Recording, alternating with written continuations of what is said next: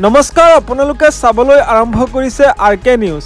এই মুহূৰ্তত আপোনালোকৰ বাবে লৈ আহিছোঁ অসমৰ লগতে ভাৰতৰ বিভিন্ন ৰাজ্যৰ কেইটামান গুৰুত্বপূৰ্ণ খবৰ। মুছলমানসকল দেশৰ নাগৰিক নহয় নেকি? আমাৰ ঘৰেই নহয়, আমাৰ কবৰস্থানো উচ্ছেদ কৰিছে এইখন বিজেপি চৰকাৰে। ৰাজ্যসভাত গৰজি উঠিছে কংগ্ৰেছৰ সাংসদগৰাকী। মুছলমানক অন্ততঃ কবৰত শান্তিতে শুবলৈ দিয়ক বুলি মন্তব্য কৰিছে কংগ্ৰেছৰ সাংসদে। আন এটা খবৰ, সমগ্ৰ দেশবাসীৰ ওচৰত ক্ষমা বিচাৰিছে মুখ্যমন্ত্ৰী হিমন্ত বিশ্ব শৰ্মাই। গৌৰৱ গগৈ দেশবাসীৰ ওচৰত ক্ষমা বিচাৰিছে শৰ্মাই।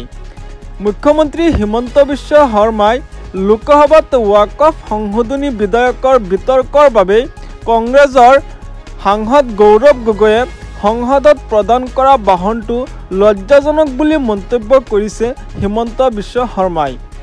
মুখ্যমন্ত্ৰীয়ে পৰোক্ষভাৱে গৌৰৱ গগৈৰ বাহনৰ কথা উল্লেখ কৰি কয় যে গৌৰৱ গগৈয়ে মুছলমান সমাজক ৰাজপথত নামাজ পঢ়িবলৈ অনুমতি দিয়াৰ দাবী জনাইছে। অসমৰ মুছলমান মানুহে কেতিয়াও ৰাজপথত নামাজ পঢ়িবলৈ বিচৰা নাই। গৌৰৱ গগৈয়ে বাহনটো প্ৰদান কৰাৰ পিছত মোলৈ অসংখ্য ফোন আহিছে বুলি মন্তব্য কৰিছে মুখ্যমন্ত্ৰী হিমন্ত বিশ্ব শৰ্মাই। আৰু শৰ্মাই কৈছে, মই লজ্জিত অনুভৱ কৰিছোঁ, সেইবাবে সমগ্ৰ দেশবাসীৰ ওচৰত মই ক্ষমা বিচাৰিছোঁ। পৰৱৰ্তী খবৰ, চৰকাৰী চিকিৎসালয় মেডিকেল কলেজত পাব এতিয়াৰ পৰা বিনামূলীয়াকৈ ঔষধ যোগানৰ বাবে অসম চৰকাৰে 190 কোটি টকা অনুমোদন জনাইছে। আজি মুখ্যমন্ত্ৰী হিমন্ত বিশ্ব শৰ্মাই সংবাদমেলযোগে এই কথা ঘোষণা কৰিছে।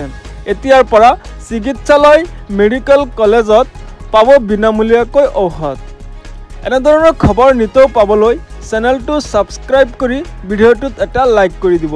ধন্যবাদ।